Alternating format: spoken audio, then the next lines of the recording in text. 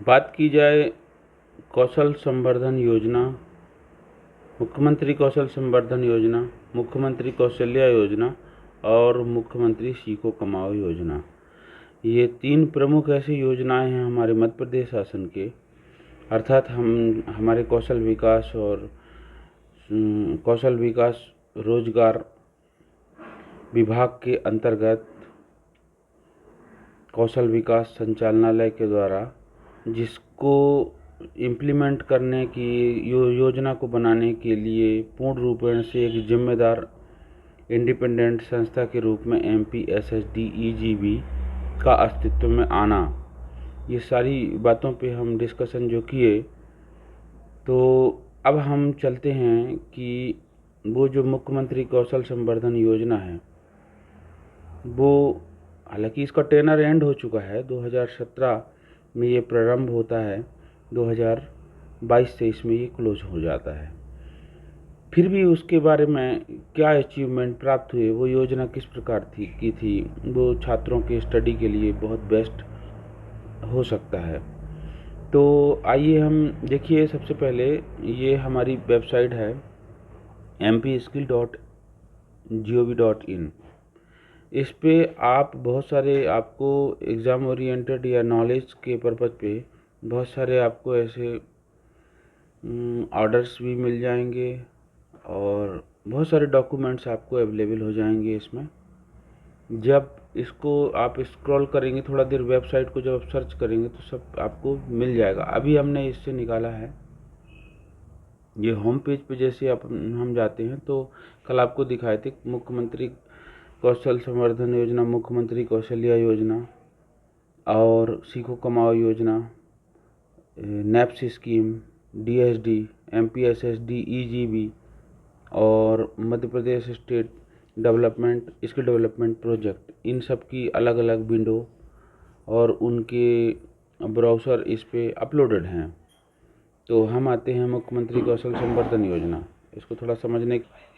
जब इस पे हम देखें तो मुख्यमंत्री कौशल संवर्धन योजना, इसकी बिंदु देखिए, मुख्यमंत्री कौशल संवर्धन योजना राज्य सरकार द्वारा वित्त पोषित योजना है। राज्य सरकार को अपने वित्त का कुछ से परसेंटाइल सेंट्रल के स्कीम्स पे पार्टिसिपेशन करना ही होता है, या तो वो अपने रोल इस तरीके से भी प्ले कर दें कि वो सेंट्रल की स्कीम में अपना पार्टिसिपेशन के साथ साथ कुछ मार्जिनल में अपना खुद का भी स्कीम इनिशिएट कर सकते हैं। तो इसी के तहत ये मुख्यमंत्री कौशल संवर्धन योजना प्रारंभ होता है।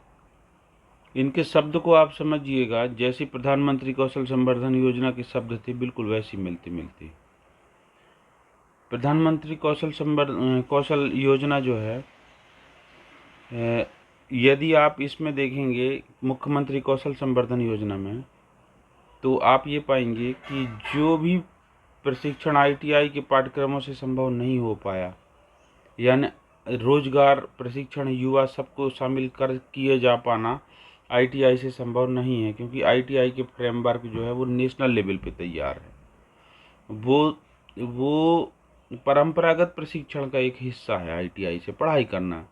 यदि आपके परसेंटाइल उतने कट ऑफ तक जाते हैं एडमिशन के टाइम में, तो ही ITI की सीट आपको मिलती है।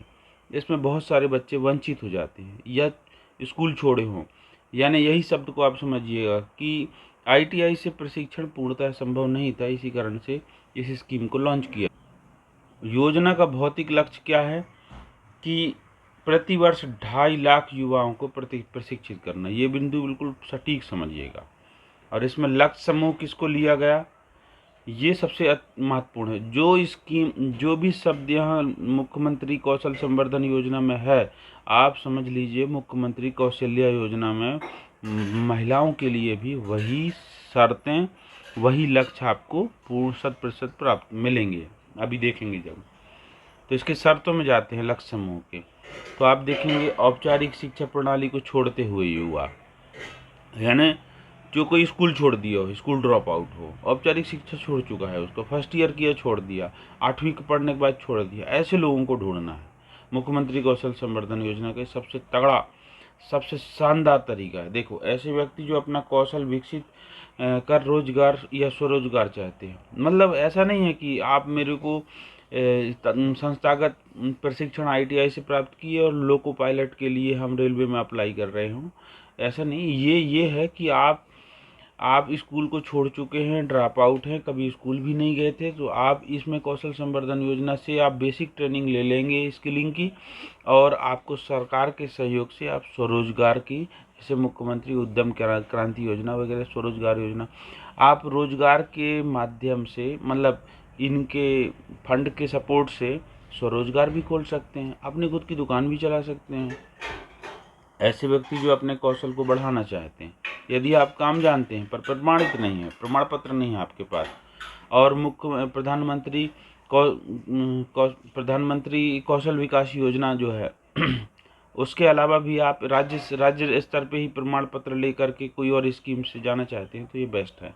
ऐसे कामगार जो अपने अनौपचारिक कौशल का प्रमाणीकरण चाहते हैं, वही शब्द जो हमने बताया कि जैसे इसी का आप बृहद रूप देख लो, पीएम विश्वकर्मा योजना, माने आप काम जानते हैं लेकिन आपके पास सर्टिफिकेट नहीं है, तो यहाँ पहले मध्य प्रदेश में मुख्यमंत्री कौशल संवर्धन योजना के द्वारा प्रमाण पत्र या सीवीटी के सर्टिफिकेट प्राप्त हो जाते थे। महिलाएं और अन्य वंचित समूह, यानी जो भी जितनी महिलाओं में कोई क्राइटेरिया नहीं, मुख्यमंत्री कौशल संवर्धन योजना और मुख्यमंत्री कौशल्य योजना में जिस भी माता बहन को जो भी प्रशिक्षण प्राप्त करना हो कोर्स के अनुसार, वो अवेलेबल है। और अन्य वंचित समूह, ST, SC, OBC, minority, PWD और थर्ड जेंडर, ये सब शामिल है। नक्सलवादी प्रभावित क्षेत्रों की युवाओं के लिए आवासीय प्रशिक्षण, ध्यान रखिएगा, ये इसका मेन मोटो, आवासीय प्रशिक्षण। विमुक्त घुमक्कड़ एवं अर्ध घुमक्कड़ के युवा, जो एक शब्द याद रखना, नोटिफाइड और डी नोटिफाइड। विमुक्त घुमक्कड़ मतलब समझ लेना कि कुछ ऐसे वंचित वर्ग हैं, समाजशास्त्र में जब आप जाओगे तो आप पाओगे कि बहुत सारे ऐसे वंचित वर्ग हैं जो ना एसटी में आते हैं ना एससी में आते हैं, लेकिन बहुत ज़्यादा डाउन ट्रोडन है, समझे, उनको कहते हैं डी नोटिफाइड, जिनको अंग्रेजी सरकार के टाइम से ही ये बताया गया कि ये ट्राइबल के पार्ट के हिस्सा नहीं है और ना शेड्यूल कास्ट के हैं, तो वो डी नोटिफाइड, विमुक्त और घुमक्कड़ में आते हैं। योजना के भाग लेने की पात्रता क्या है? 15 साल से ऊपर के अधिक महिला या पुरुष। एनएसक्यूएफ पाठ्यक्रमों के लिए भारत सरकार द्वारा निर्धारित पाठ्यक्रमों के तहत न्यूनतम शैक्षणिक योग्यता आवश्यक है, जैसे 5वीं या 10वीं होगा। आधार नंबर का होना अनिवार्य है, वो तो आप भी जानते हैं कि डीबीटी के माध्यम से पैसा देने के लिए। पात्रता हेतु आवश्यक दस्तावेज में आधार कार्ड, शैक्षणिक योग्यता, आवास प्रमाण पत्र, आय प्रमाण पत्र, जाति प्रमाण पत्र, दिव्यांगता का प्रमाण पत्र यदि आप विकलांग हैं। तो इसकी प्रक्रिया क्या होगी? तो ऑनलाइन, यानी ऑनलाइन इसकी जो पोर्टल है मुख्यमंत्री कौशल संवर्धन योजना की, है ना, जो पहले तो एमपीसीवेट के माध्यम से, ईसीएमपी, एसएसडी, ईजीवी, यहीं से जब इसकी जो वेब लिंक तैयार हुई थी उसके माध्यम से पंजीयन होना होता था, ठीक है, और ऑनलाइन पंजीयन ही। अब उसी में चयन किया जाता था कि किस ज़िले से कितने कैंडिडेट वैलिड पाए गए जो मापदंड के अनुरूप, ठीक है, क्योंकि कुछ ऐसे हैं कि जो अपनी ओरिजिनलिटी को छुपा करके सरकार की इसी स्कीम्स को फ्री व्हील उसमें लेने के लिए क्या करते हैं कि वो अपने पहचान छिपा के भी वो डॉक्यूमेंटेशन करते हैं, तो वो भी देखना बहुत ज़रूरी है। और ओरिजिनल पर्सन जिसको पहुंचना चाहिए स्कीम का लाभ, उस तक नहीं पहुंच पाता।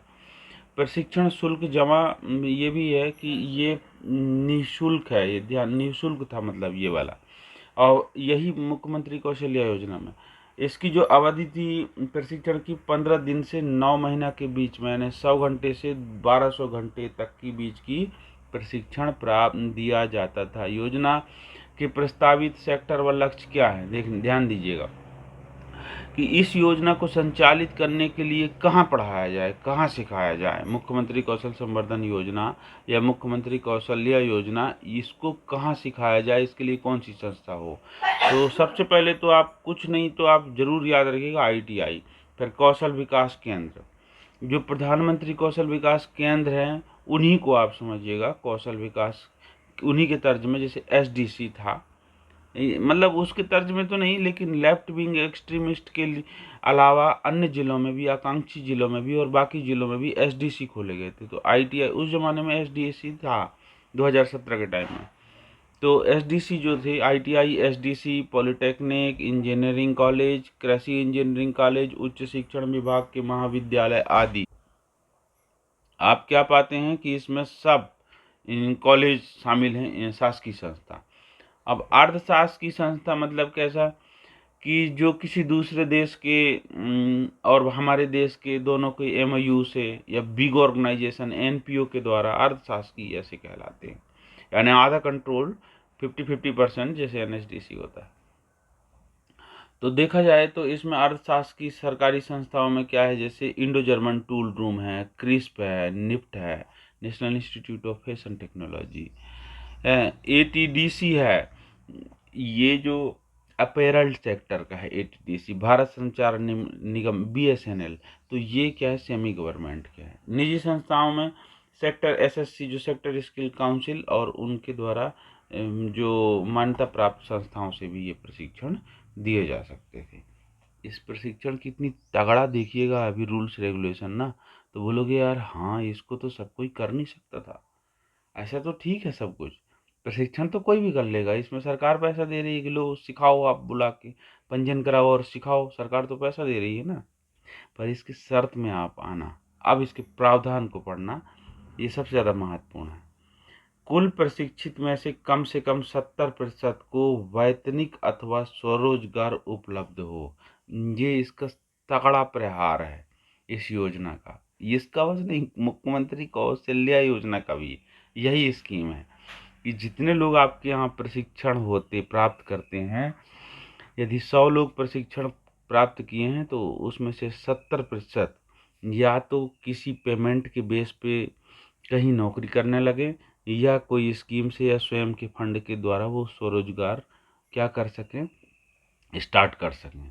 और इसकी स्थिति जो है ना, वो 3 माह के अंदर, ये शब्द को आप समझिएगा कि रोजगार या स्वरोजगार की स्थिति प्रशिक्षणार्थी के उत्तीर्ण होने के उपरांत 3 माह के भीतर मध्य प्रदेश में अर्ध कुशल मजदूर को मिलने वाली न्यूनतम मजदूरी के बराबर वेतन मिलना चाहिए।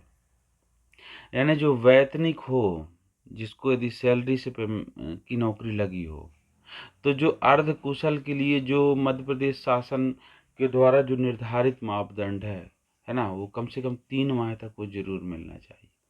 और स्वरोजगार के मामले में ये बोलता है कि व्यावसायिक प्रशिक्षण प्रदाता को उद्यम के रजिस्ट्रेशन का प्रमाण पत्र, यदि किसी शासकीय योजना के तहत प्रकरण स्वीकृत हुआ है तो उसकी स्वीकृति अर्जित आय प्रमाण पत्र के बैंक खाते का विवरण जमा करना होगा। यानी यदि स्वरोजगार में है तो ऐसा नहीं है कि वो किराना दुकान खोल लिया शांति से बैठे, नहीं, उसको पहले उद्यम रजिस्ट्रेशन भी कराना पड़ेगा कि मैं स्वरोजगार के रूप में अपना प्रतिष्ठान स्थापित कर रहा हूँ, मैं पूर्व में ये प्रशिक्षण प्राप्त किया था, तभी वो वैलिड होगा। और इसकी पूर्ण निगरानी उस संस्था की होगी जो उसको रजिस्टर करवा के प्रशिक्षण करवा रही हैं अपने संस्था में। Is that clear? ये सबसे तगड़ा प्रहार, इसी के लिए मैं ये पीडीएफ निकाला, नहीं तो मैंने नोट्स बना रखा था, नोट्स से भी अपन डिस्कस कर सकते थे। शासकीय संस्थाओं के माध्यम से संचालित प्रशिक्षण के परिप्रेक्ष्य में प्रशिक्षणार्थियों के नियोजन का कार्य समग्र रूप से एमपीएसएसडीएम, पहले एमपीएसएसडीएम ही था और रोजगार निर्माण बोर्ड, वो तो दोनों मिले हैं, यानी एमपीएसएसडीएम एंड एम्प्लॉयमेंट जनरेशन बोर्ड, इसकी जिम्मेदारी रहेगी। यानी पंजीयन कराना और पंजीयन के बाद प्रशिक्षण करवाना, प्रशिक्षण के बाद उनका प्लेसमेंट को ट्रैक करना, और प्लेसमेंट ट्रैक हुए या सेल्फ एम्प्लॉयमेंट पे गए तो उसको भी ट्रैक करना, वो पूर्ण रूपण की जिम्मेदारी एमपीएसएसडीएम, ये डीएम नहीं है, एमपीएसएसडीईजीबी की है। Is that clear? ठीक है, यही देखो मैंने जो बताया था कि प्लेसमेंट के पश्चात मॉनिटरिंग की व्यवस्था सुनिश्चित की जाए और उसके आय और वेतन की जानकारी पोर्टल पर रखा जाए। ऐसा नहीं है कि हाँ हमने जानकारी लिया है, लेकिन उसकी जो डिजिटल ट्रांजैक्शंस हैं कि उनको सैलरी आया तो जिस फर्म से आया तो उसकी डिजिटल कॉपी, यदि आपने लोन लेकर के स्वरोजगार स्टार्ट किया तो उसकी डिजिटल कॉपी भी पोर्टल पर उपलब्ध कराने की जिम्मेदारी MPSSDEGB की थी। प्रावधान पे चर्चा करेंगे तो महत्वपूर्ण बात है कि पहले से DPR तैयार कर ली गई है कि यदि कोई स्वरोजगार के लिए लेना चाहेगा तो वो जो बैंकर्स की जो कमेटी होती है एसोसिएशन, उसमें डिसाइड कर लिया गया है कि इस स्कीम में जो भी लोन लेना चाहते हैं उसके लिए भी क्या क्या प्रावधान होंगे। ये जो DPR है ना, डिटेल प्रोजेक्ट रिपोर्ट कहलाता है। DPR का फुल फॉर्म याद रखिएगा, बहुत बार ये नाम आता है। अब एक सबसे महत्वपूर्ण बात है जो मैं अभी चर्चा कर रहा था कि SCBT का सर्टिफिकेट मिल जाएगा। तो चूंकि ये CTS के कोर्स ना हो करके किसी सेक्टर के द्वारा प्रायोजित कोर्स हैं जो MPSSDEGB के अंडर कंट्रोल हैं, चूंकि SSC जो होते हैं वो SSC NSDC के पार्ट कहलाते हैं और NSDC के जो इनिशिएटिव्स हैं उनको SSC कंडक्ट कराने के साथ साथ वो प्रशिक्षण के लास्ट में जो परीक्षा होना, प्रमाण पत्र वितरण करना, इसके लिए अवार्डिंग बॉडी और असेसमेंट एजेंसी के रूप में भी NCVET में रजिस्टर्ड होते हैं SSC।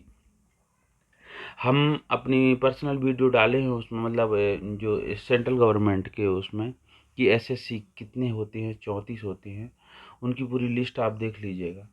तो जो भी सेक्टर की स्किलिंग इस स्कीम के अंतर्गत प्रमाणीकरण होगा NSQF के लाइन में, वो NSQF के लाइन में वो सर्टिफिकेशन का काम सेक्टर स्किल काउंसिल का होगा। ये शब्द को आप समझिएगा। SSC बोल रहा हूँ, मतलब सेक्टर स्किल काउंसिल के द्वारा उसका प्रमाण पत्र दिया जाएगा। Is that clear? जो भी स्किलिंग की प्रोग्राम है या NSQF की बात है, तो NSQF में जब आप जाएंगे तो NSQF के मतलब वो जिस समय निर्माण था तब ऐसा हुआ करता था कि वो 3 कैटेगरी में था। अब तो सीधे लेवल 2.0 तक RPL है ना, 2.5 मान लो ITI, और भी स्कीम्स हैं। तो देखा जाए कि पहले सीखने वालों के द्वारा जो औपचारिक, गैर औपचारिक, अनौपचारिक सीखने के माध्यम से जो प्राप्त हो रहे थे उनका विवरण भी दर्ज था, यानी कौशल के ढांचा में उन्हीं स्कीम्स को इनिशिएटिव के रूप में सिखाया जाना, पढ़ाया जाना और SSC के द्वारा प्रमाण पत्र दिया जाना। अब एक चीज बताएं आपको, सबसे ज्यादा महत्वपूर्ण चीज कि जो मध्य प्रदेश शासन अर्थात हमारे विभाग की बात की जाए, और विभाग में हम MPSSDEGB पे आते हैं, जो ये एक बोर्ड है जिसके चेयरपर्सन माननीय मंत्री महोदय हैं। तो ये स्कीम में जो ट्रेनिंग प्रोवाइडर्स थे, उन ट्रेनिंग प्रोवाइडर्स को इंस्टॉलमेंट पे क्या दिया जाता था, रिमोट माने उनके द्वारा वित्त सपोर्ट दिया जाता था कि आपको ये ट्रेनिंग कंडक्ट कराना है, और टोटल इसकी कॉस्ट सब जगह फिक्स थी कि पर कोर्स की इतनी। तो जो पूर्व में निर्धारित था तो उनके रजिस्ट्रेशन होते समय वो पूरे मापदंड थे, तो उसमें जो टोटल फंड को जब दिया जाता तो किस्त के रूप में, इंस्टॉलमेंट के रूप में, तो वो शुरू में ही तुरंत पूरी 100% फंड नहीं देती है मध्य प्रदेश शासन। किनको? ट्रेनिंग प्रोवाइडर्स को, ट्रेनिंग पार्टनर्स को कह दें। तो वो कब दिया जाए? सुनिश्चित किया जाए कि कम से कम 70% प्रशिक्षणार्थियों को कम से कम 3 माह तक सतत रोजगार प्रदान किए जावेंगे, अन्यथा प्रशिक्षण प्रदाता को चौथी किस्त का भुगतान ही नहीं किया जाएगा। ये बिल्कुल स्ट्रॉन्ग शब्द था, वार की तरह। ठीक है। अब ये जो प्रशिक्षण का संपूर्ण व्यय कॉमन कॉस्ट नॉर्म्स के अनुसार संबंधित संस्थाओं को MPSSDM द्वारा किए गए यह भुगतान विभिन्न किस्तों में निम्न विवरण के अनुसार है। अब साफ साफ देख लीजिए कि ये क्या चीज़ कह रहा है, ये शब्द को, कि कॉमन कॉस्ट नॉर्म्स के लिए जो भुगतान किया जाता है। तो इसमें पहली किस्त जो है वो प्रशिक्षण बैच प्रारंभ होने के पश्चात ही पहली 30% फंड दे दिया जाता है। दूसरी 30% जो है कि जितने कम प्रशिक्षणार्थियों का रजिस्ट्रेशन हुआ था उसमें कम से कम 70% की उपस्थिति 70% कैंडिडेट की उपस्थिति उपरांत माने होनी चाहिए। माने जितने टोटल हैं, ऐसा नहीं कि 100 में 20 आ रहे हैं, उसके 70% यानी 70 कम से कम आने चाहिए यदि 100 की डाटा है तो। यह सब जगह 70-70 है, खेल देखिएगा। और तीसरी चीज़ है कि परीक्षा में सम्मिलित होने का। अब देखो महत्वपूर्ण बात है कि जितने रजिस्टर्ड हुए उसमें से आप नाम नहीं काट सकते, उनको भागने नहीं देना है। टोटल 70% उसके न्यूनतम प्रशिक्षणार्थी हों तब दूसरी किस्त मिलेगी। और तीसरी किस्त ये है कि जितने ने प्रशिक्षण लिया है उसके 70% कम से कम परीक्षा को पास करके उनका प्रमाणीकरण हो जाना चाहिए। ठीक है। और चौथी महत्वपूर्ण बात है जो सबसे लास्ट में है कि जो भी प्रमाणीकरण प्राप्त किए हैं उनके कम से कम 70% की 3 माह तक सतत रोजगार के रूप में कम से कम उनको रिटेंशन पीरियड में लगे रहना चाहिए। रिटेंशन पीरियड कहलाता है। Is that clear? तो ये थे महत्वपूर्ण प्रावधान मुख्यमंत्री कौशल संवर्धन योजना के। ठीक है। अब हम आते हैं मुख्यमंत्री कौशल्या योजना। ये देखेंगे तो इसी स्कीम में इसमें आ जाता है। देखो क्या लिखा है, शिल्पकार प्रशिक्षण मुख्यमंत्री कौशल संवर्धन योजना, मुख्यमंत्री कौशल्या योजना। और ये तो अब हम आते हैं मुख्यमंत्री कौशल्या योजना। आपके समक्ष ही अब ऑटोमेटिक खुद खुल गया। मुख्यमंत्री कौशल्या योजना जो है ये बिल्कुल महिलाओं के लिए है। और इसके भी लक्ष्य समूह में आप देखना तो बहुत कुछ सेम टू सेम आपको मिलता रहेगा। ठीक है। इसमें सेक्टर भी दिया है। तो हम आगे चलते हैं। मुख्यमंत्री कौशल संवर्धन योजना को देखिए। कौशल सॉरी क्षमा चाहूँगा, मुख्यमंत्री कौशल्या योजना है ना। तो कौशल्या योजना राज्य सरकार द्वारा वित्त पोषित योजना है। रोजगार उन्मुखी आय मानकों के रूप में महिलाओं हेतु कौशल प्रशिक्षण कार्यक्रम संचालित करना। ठीक है। ये बिल्कुल उसी की तरह है जो अभी हम डिस्कशन किए हैं। उद्देश्य क्या है? रोजगार स्वरोजगार को बढ़ावा देना महिलाओं में, कौशल प्रदान कर महिलाओं की भागीदारी। अब ऐसा कारण क्या था कि ऐसा किया जा रहा था? भाई यूनाइटेड नेशन का जो यूएनडीपी का जो प्रोग्राम है और जो सूचकांक है नीति आयोग के द्वारा भी जो जारी होता है उसमें महिलाओं के प्रवेश प्रशिक्षण प्रमाण पत्र इनके परसेंटाइल से थे। महिलाओं को रोजगार अवसर में वृद्धि करना, प्रशिक्षण उपरांत पारिश्रमिक स्तर पर वृद्धि हासिल करना। और इतना शानदार प्रभाव पड़ा है ना कि पुरुष वर्गों को पीछे छोड़ गए हैं। बड़े बड़े स्व सहायता समूह देखना आप, क्रांतिकारी परिवर्तन है। मातृशक्ति जिंदाबाद है यहाँ। योजनाओं का भौतिक लक्ष्य क्या है कि 2017-18 से 2 लाख महिलाओं को प्रशिक्षित किया जाएगा, जबकि कौशल संवर्धन योजना में 2.5 लाख महिलाओं को प्रशिक्षित प्रतिवर्ष किया जाना था। इसमें 2 लाख कौशल संवर्धन योजना में 2.5 लाख युवाओं को प्रतिवर्ष प्रशिक्षित किए जाने का लक्ष्य था। इसमें 2 लाख का लक्ष्य है, 2 लाख महिलाओं को प्रशिक्षित करने। और बिल्कुल कौशल संवर्धन योजना की तरह है ये कौशल्या योजना। इसमें भी औपचारिक शिक्षा प्रणाली को छोड़े हुए महिलाएं, जो महिलाएं अपनी कौशल को बढ़ावा देना चाहती हैं, अपने कौशल को बढ़ाने के साथ साथ प्रमाण पत्र चाहती हैं, प्रमाणीकरण जो जानती हैं काम को, नक्सल प्रभावित क्षेत्र की महिलाओं को।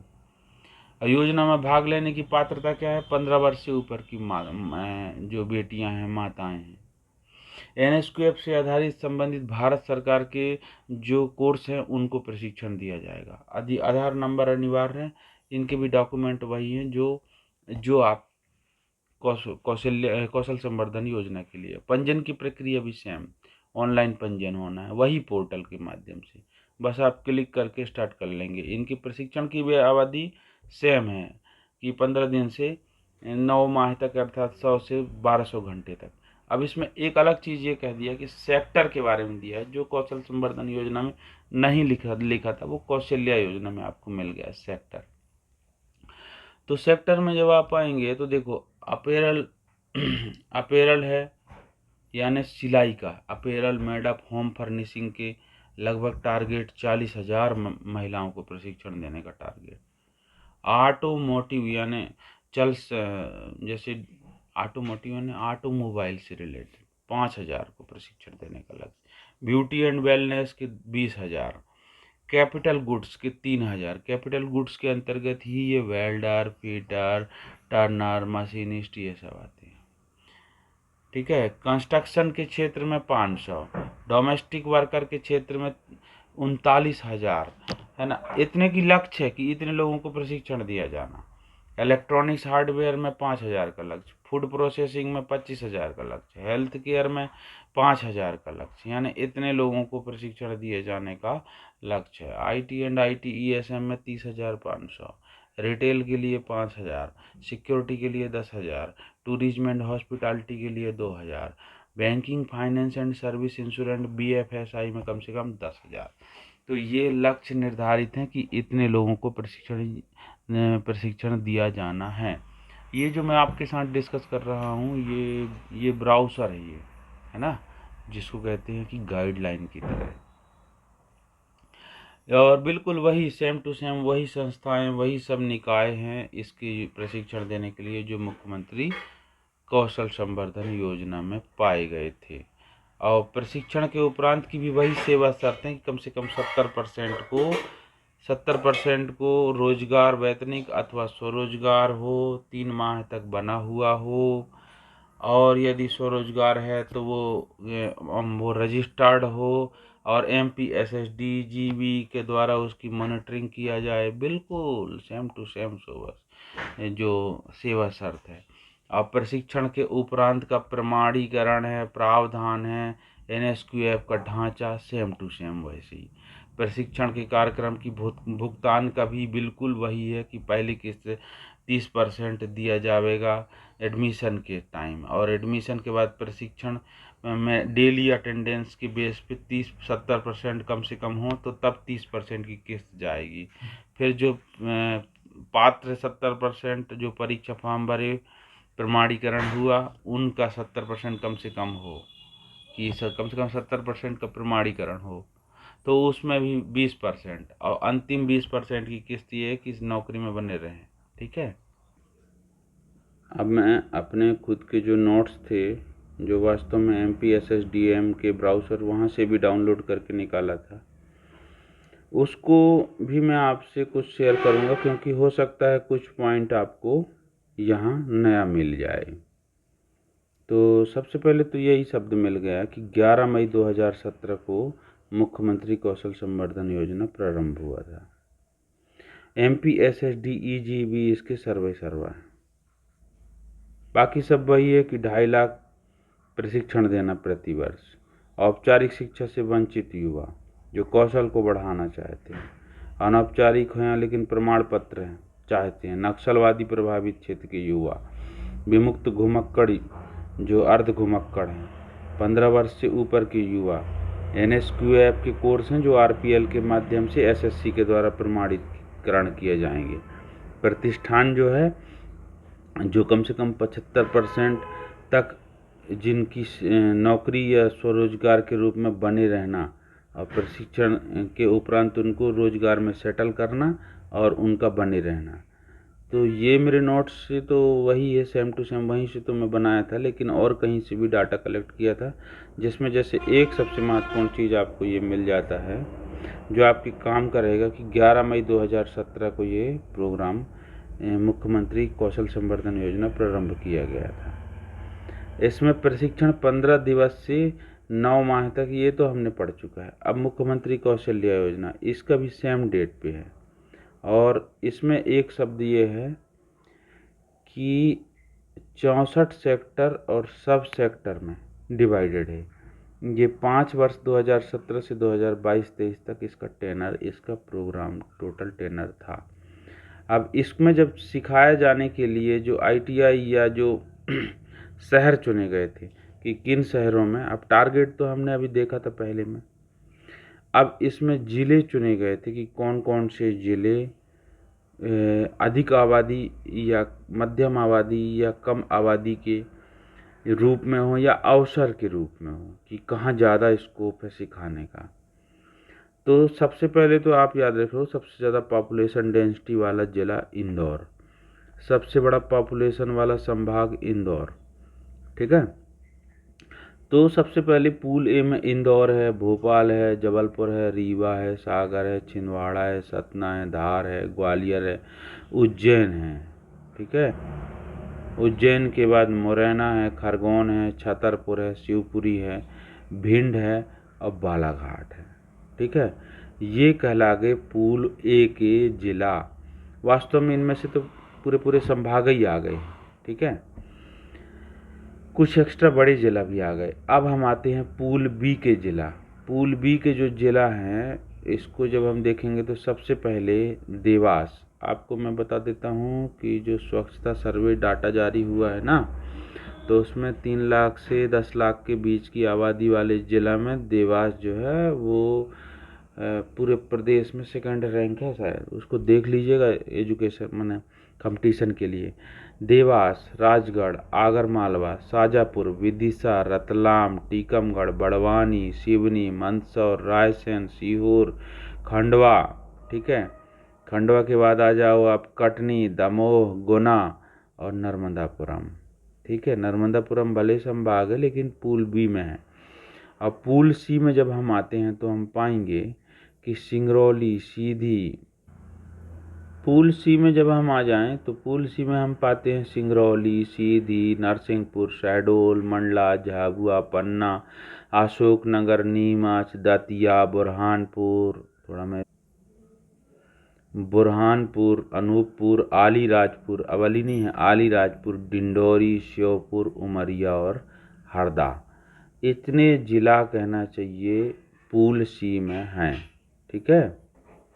अब हम मुख्यमंत्री कौशल संवर्धन योजना और मुख्यमंत्री कौशल्या योजना में जिलावार ट्रेनिंग पार्टनर्स यानी ट्रेनिंग सेंटर्स, कितने ट्रेनिंग सेंटर हैं और कितने रजिस्टर्ड हैं। याद रखिएगा, इस स्कीम के लिए सभी ITI, पॉलिटेक्निक और कॉलेजेस, ठीक है, और बड़े स्कूल भी इसमें इंक्लूड किए गए थे, तो इसलिए ट्रेनिंग सेंटर की संख्या ज़्यादा मिलेगी।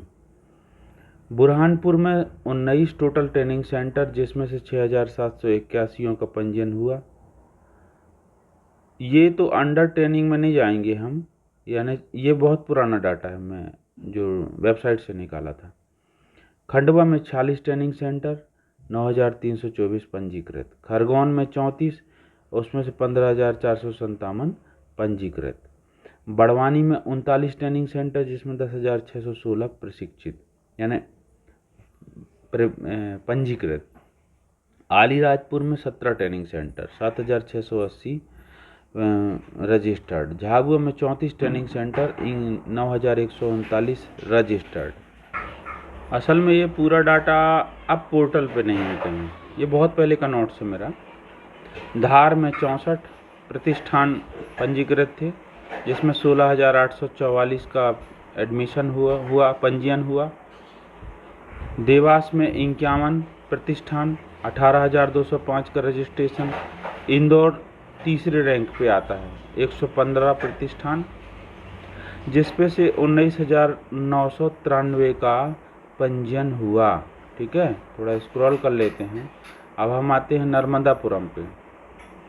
नर्मदापुरम पे हम आएंगे तो 20 प्रतिष्ठान पंजीकृत, 9,773 कैंडिडेट पंजीकृत हुए थे मुख्यमंत्री कौशल संवर्धन योजना और मुख्यमंत्री कौशल्या योजना में। थोड़ा अभी आवाज़ आ रहा होगा खटपट का, इसके लिए सॉरी, असुविधा के लिए।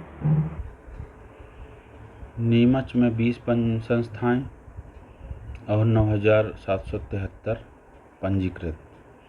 माने जो कैंडिडेट पंजीकृत हुए। मंदसौर में 25 ट्रेनिंग सेंटर, 14,967 प्रशिक्षणार्थी पंजीकृत हुए। रतलाम में 32, 15,925, यानी 32 ट्रेनिंग सेंटर, 15,925 कैंडिडेट पंजीकृत हुए। मुख्यमंत्री कौशल संवर्धन योजना और मुख्यमंत्री कौशल योजना।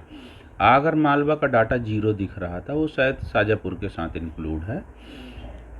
शाजापुर में 40 ट्रेनिंग सेंटर्स थे, जिसमें से 14,249 ने टोटल पंजीकृत हुए। और इस प्रकार से देखा जाए तो उज्जैन में 74 और उज्जैन में 33,906 कैंडिडेट पंजीकृत हुए, जो अपने आप में सेकेंड रैंक आता है पंजीकृत कैंडिडेट की रूप में। गुना में 35 ट्रेनिंग सेंटर्स थे, जिसमें 10,284 ट्रेनिंग प्रशिक्षणार्थी पंजीकृत हुए।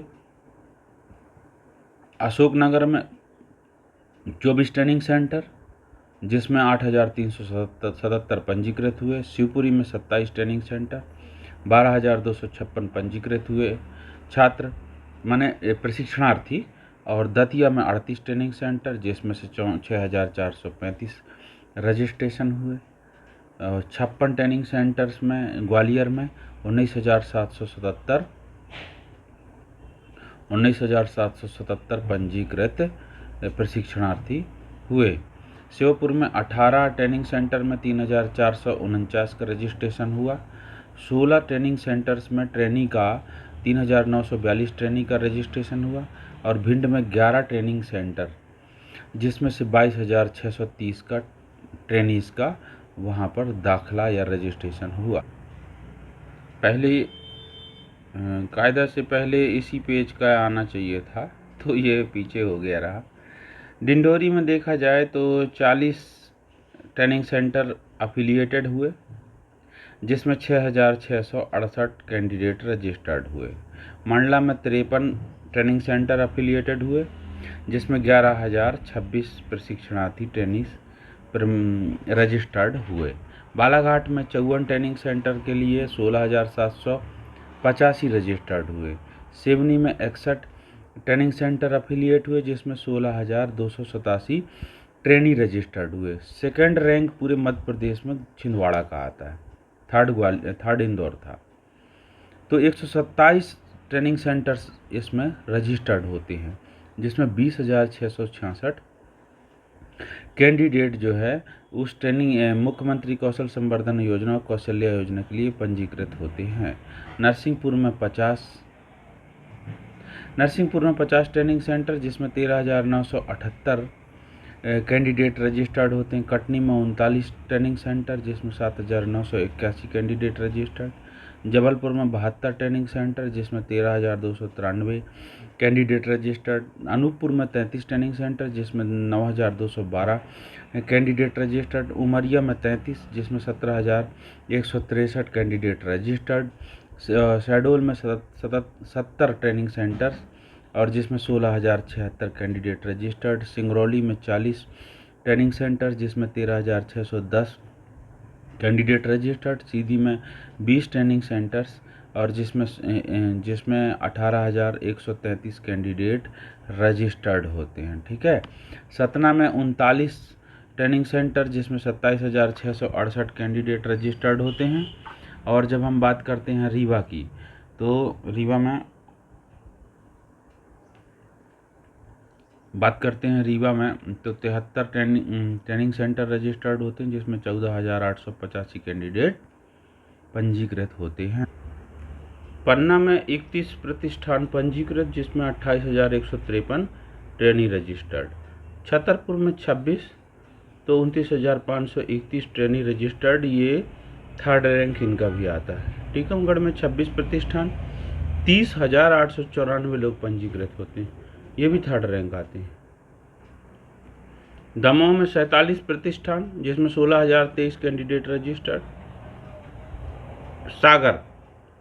सागर में 104 प्रतिष्ठान पंजीकृत हुए थे, एफिलिएशन हुआ था, यानी वो चौथा रैंक प्रदेश में। लेकिन रजिस्ट्रेशन के मामले में सागर टॉप में था। 50,814 लोगों का पंजीयन हुआ। तो पंजीयन होने के उपरांत फिर उनका शॉर्ट लिस्टिंग करके प्रत्येक प्रतिष्ठान में प्रशिक्षण भी दिए गए। विदिशा में 62 प्रतिष्ठान, 20,153 कैंडिडेट रजिस्टर्ड हुए। राजगढ़ में 55 प्रतिष्ठान, 24,951। मैं इसलिए आपसे डाटा का डिस्कशन कर रहा हूँ कि इससे किस डिस्ट्रिक्ट का कितना मतलब सपोर्ट था इस स्कीम के लिए, ये बहुत अच्छे से समझ में आ जाता है। राजगढ़ के आगे जब हम चलते हैं, देखते हैं सीहोर में 71 प्रतिष्ठान, 17,466 कैंडिडेट रजिस्टर्ड होते हैं। रायसेन में 73 प्रतिष्ठान का एफिलिएशन, जिसमें 13,437 कैंडिडेट रजिस्टर्ड होते हैं। टॉप में नंबर 1 पे प्रतिष्ठान, नंबर 1 पे भोपाल राजधानी। तो ध्यान रखिएगा कि सबसे ज़्यादा संस्थान जो ट्रेनिंग सेंटर्स थे मुख्यमंत्री कौशल संवर्धन योजना और कौशल्या योजना के लिए रजिस्टर्ड कहाँ हुए थे? भोपाल में नंबर 1 पर कैंडिडेट रजिस्टर्ड हुए 22,031। नर्मदापुरम में 55 प्रतिष्ठान, जिसमें 17,672 कैंडिडेट रजिस्टर्ड हुए। हरदा में 29 ट्रेनिंग सेंटर्स एफिलिएटेड हुए, जिसमें 5,715 कैंडिडेट रजिस्टर्ड हुए। छोटा जला भी है। बैतूल में 81 कैंडिडेट प्रतिष्ठान रजिस्टर्ड हुए, जिसमें 19,861 कैंडिडेट या ट्रेनी का रजिस्ट्रेशन हुआ। भले इस स्कीम के माने मुख्यमंत्री कौशल संवर्धन योजना और मुख्यमंत्री कौशल्या योजना इसकी टेनर कंप्लीट हो चुकी हो, लेकिन इसके जो डाटा हैं, ठीक है, इसकी स्ट्रॉन्ग डाटा, जैसे हम सिद्ध पोर्टल पे बहुत सारे डाटा देखते हैं ना, ऐसे हमारे स्टेट लेवल पे भी उसी पावर BI के द्वारा MPSSDEGB में जो डाटा अपलोड किया गया है, मुख्यमंत्री कौशल संवर्धन योजना, ये देखिएगा। तो इसको जब हम थोड़ा सा जूम कर लें तो ये आपके लिए बहुत शानदार डाटा मिल जाएगा, डिस्ट्रिक्ट वाइज एनालिसिस के अलावा परफॉर्म्ड, ठीक है। थोड़ा मैं इसको ट्रोल को कर देता हूँ। ये पहला पॉइंट देखिए परफॉर्मेंस फनल पे, तो कैंडिडेट एनरोल्ड हुए 1,49,302, ठीक है। कैंडिडेट ट्रेंड हुए 1,27,848, 86%। 70% की ज़रूरत थी तो उससे ज़्यादा 86%। कैंडिडेट रेडी माने जॉब के लिए रेडी, तो 85% का 65%, यानी ये वो टारगेट अचीव नहीं कर पाए 70% का नियम वाला। और कितनों ने पास किया? तो जो प्रशिक्षण प्राप्त किए वो प्रमाण पत्र बटे, तो उनका 70% होना था। तो ये 73,308 का डाटा यहाँ पर प्रदर्शित है डैश बोर्ड पे। अब प्लेसमेंट का रिपोर्ट देखा जाए तो टोटल 3,796 का प्लेसमेंट ट्रैक प्राप्त होता है, 2.54 का। ये इसकी ट्रेनिंग माने ये रिपोर्ट है, ये MPSSDEGB पे अपलोड है, ठीक है। फिर और आगे हम देखते हैं तो TSP कवरेज, ये ज़रूरी नहीं है, टॉप 10 TSP पे आ जाओ, ठीक है।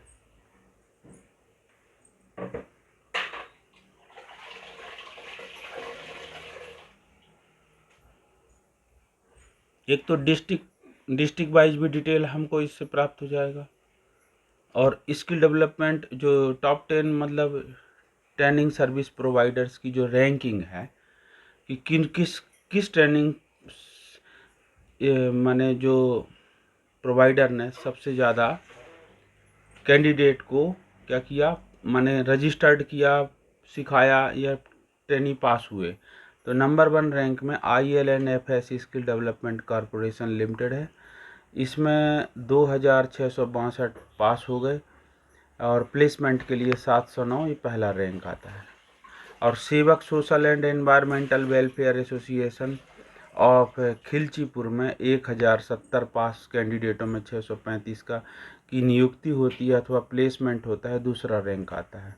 और स्वामी अम्बरीश चैतन्य सेवा समिति है, उसके 3227 कैंडिडेट पास हुए, उनमें से 338 का प्लेसमेंट का ट्रैक इसमें मिलता है। इस प्रकार से यदि हम इसको और अच्छा से देखें तो हम ये पाएंगे, टोटल में आप देखेंगे कि टोटल 16,902 जो पास होते हैं उसमें 3,253 का क्या होता है, प्लेसमेंट होता है।